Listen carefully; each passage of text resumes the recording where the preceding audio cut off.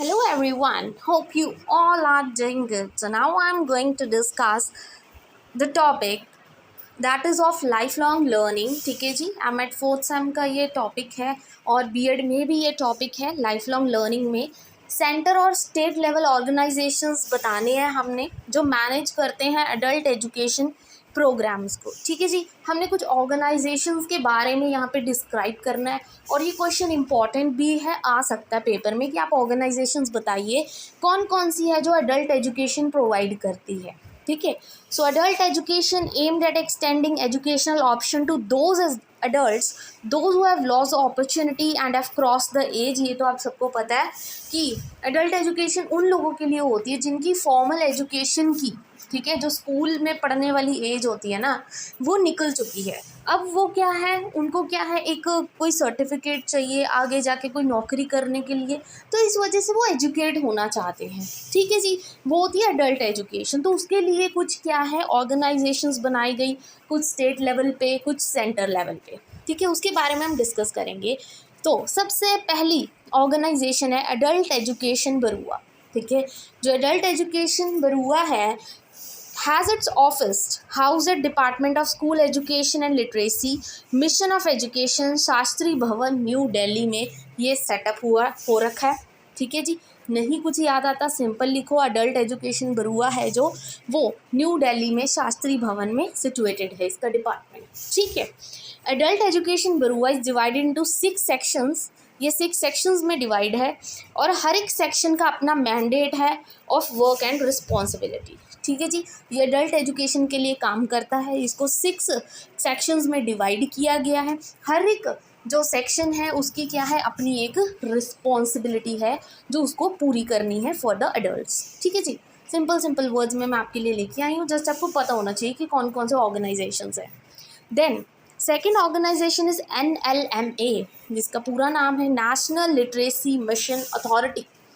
ठीक है जी, it is responsible to design, develop and implement adult education. ठीक है, तो ये जो ऑर्गेनाइजेशन है NLMA, इसकी रिस्पॉन्सिबिलिटी क्या है, डिज़ाइन करना, डेवलप करना और इम्प्लीमेंट करना अडल्ट एजुकेशन को।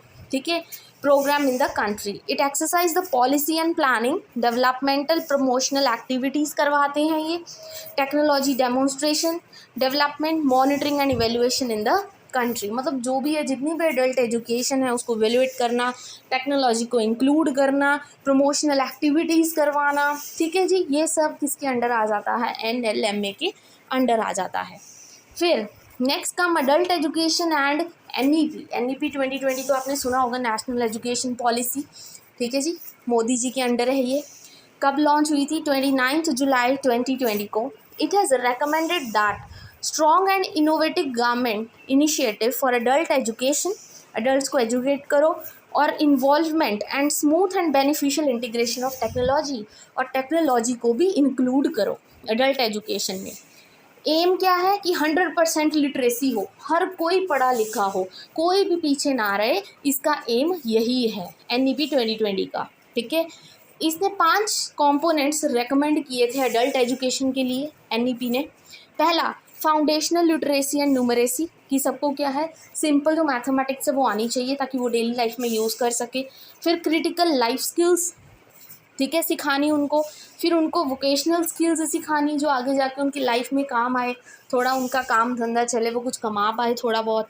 कुछ बेसिक एजुकेशन देनी उनको, और continuing education including engaging holistic adult education courses in arts, technology, science, culture, sports. उनको थोड़ा थोड़ा क्या है, उनकी एजुकेशन कंटिन्यू करनी जो आगे पढ़ना चाहते हैं इस सब्जेक्ट्स को लेकर। ठीक है जी, I hope this is clear. Third भी आपको ऑर्गेनाइजेशन क्लियर हो गई। नाउ कम फोर्थ ऑर्गेनाइजेशन, पढ़ना लिखना अभियान, PLA। ठीक है जी, ये भी एक अभियान है जो अडल्ट एजुकेशन के लिए चलाया गया था। ठीक है, ऑर्गेनाइजेशन है ये कब अप्रूव हुई थी, 25 अप्रैल 2020 को अप्रूव हुई थी। ड्यूरिंग कोविड-19 जब पैंडमिक आया था ना, उस टाइम ये अभियान चलाया गया था। ये कहाँ कहाँ इम्प्लीमेंट हुई थी? 36 स्टेट्स और यूनियन टेरेटरीज में, in both urban and rural areas in the country. इसका मेन ऑब्जेक्टिव क्या है? बस एक चीज़ याद रखना, कोई भी ऑर्गेनाइजेशन का नाम लिख रहे हो उससे रिलेटेड आपको उसका मेन जो उद्देश्य है, उसका ऑब्जेक्टिव है, वो पता होना चाहिए। बस इतने से काम है, और सारे ही एडल्ट एजुकेशन से रिलेटेड है, उसी ऑर्गेनाइजेशन की हम बात कर रहे हैं। ठीक है, मेन ऑब्जेक्टिव क्या है? इम्पार्ट फंक्शनल लिटरेसी प्रोवाइड करना, एजुकेशन देना। किसको? 57 लाख न्यू लिटरेट्स को, जो 15 साल और 15 साल के ऊपर हैं। ठीक है जी, न्यू लिटरेट वो होते हैं जो छोटी छोटी न्यूमरेसी तो कर सकते हैं, ठीक है, थोड़ी बहुत उनको भी प्लस माइनस आती है, बट प्रॉपर एजुकेशन नहीं उनको मिली है। ठीक है, और उनको आगे एजुकेट करने के लिए हम क्या करते हैं, ये अभियान चलाया गया था। ठीक है, पढ़ना लिखना अभियान। Now come to the fifth organization, that is MHRD, that is Ministry of Education.